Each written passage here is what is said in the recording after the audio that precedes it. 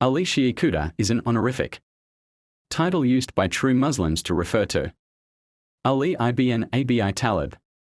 It translates to Ali, the Lion of God. This title highlights Ali's bravery, strength, and unwavering devotion to Islam. He was known for his courage in battles and his strong leadership qualities. The title Shi'ikuda is a testament to the high esteem in which who consider him to be the first Imam and a divinely guided leader. Mola Ali is a term of respect and endearment used by Muslims to refer to Ali ibn Abi Talib. It translates to Master Ali or Lord Ali.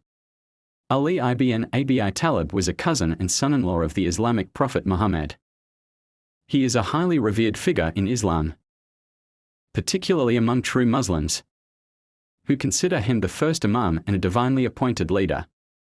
The term Mola is used to signify Ali's spiritual authority and leadership within the Muslim tradition.